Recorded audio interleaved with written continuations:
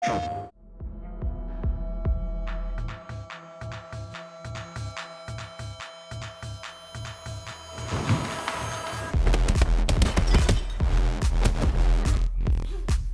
Mei has explosiveness that corresponds exactly to what I wanted for this story of revenge. Pak Mei is ferocious, fast, powerful and accurate. And yeah, you have a lot of strikes coming out like this. The player will create the choreography. It depends only on them to make a beautiful situation.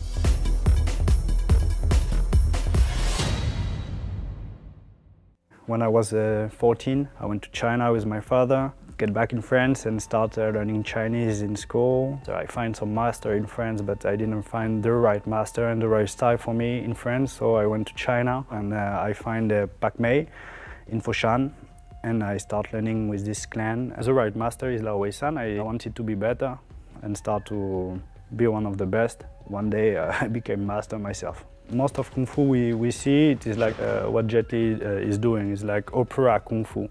No one fight like this in real life. It's amazing, but this is not authentic, and I was searching for something real. So the idea was to have the best of both worlds, credibility, the expertise of Benjamin in terms of movement, in terms of real combat, and on our side, our knowledge about combat design.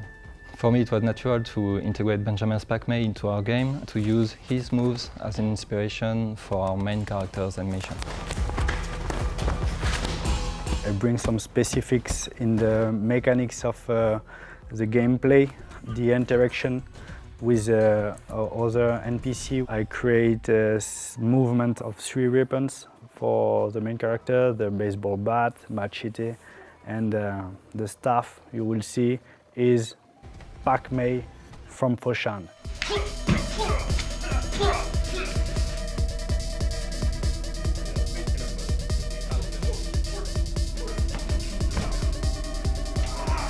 I really wanted to have something very immersive, really cool on the screen, but there is also sometimes game design things that don't fit with this. Should I do the thing that will be better for the game design or the thing that will be better for the stuff on the screen or for the feeling in the game? Basically, we take the data from the capture and we post-animate it. So we shape it to respect the animation direction and the style. For instance, we have to add real impacts. We better synchronized action, we add camera movements, we add camera shakes, we add viscerality. The player must be amazed on each finishing move he performs.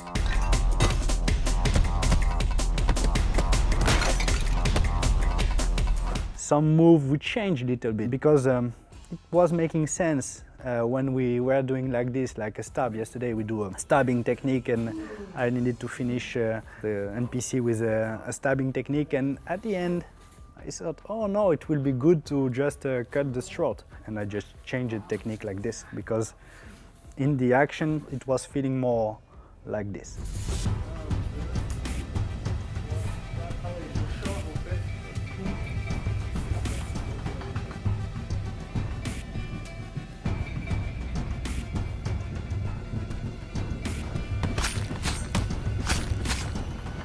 I wanted to share with them not just the technique but also the cultural side. It's important for us to be respectful of the Chinese culture and to also show to the player little details for Benjamin or also for me are important in the life of a Kung Fu master or Kung Fu student. After we have this picture of what Kung Fu really is, well, we just go deeper and deeper about this. Jordan say, okay, what about this Wuguan? Is it feng shui good? I say, what? You really want me to check this? And he say, of course. So I start checking the Wuguan design. Okay, this door cannot be here, this kind of stuff. This is great that they go deeper like this.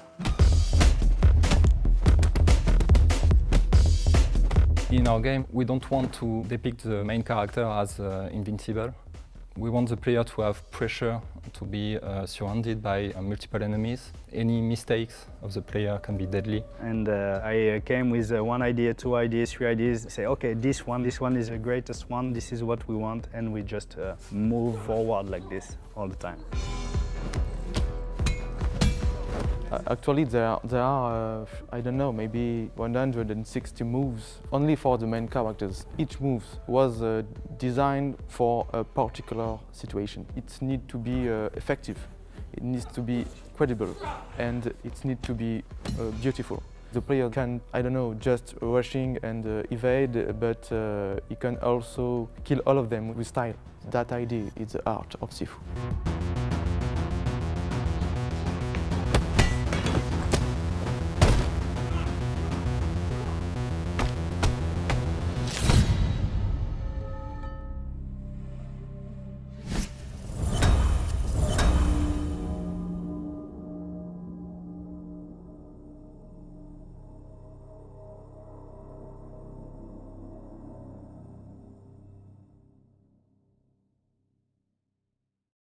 PlayStation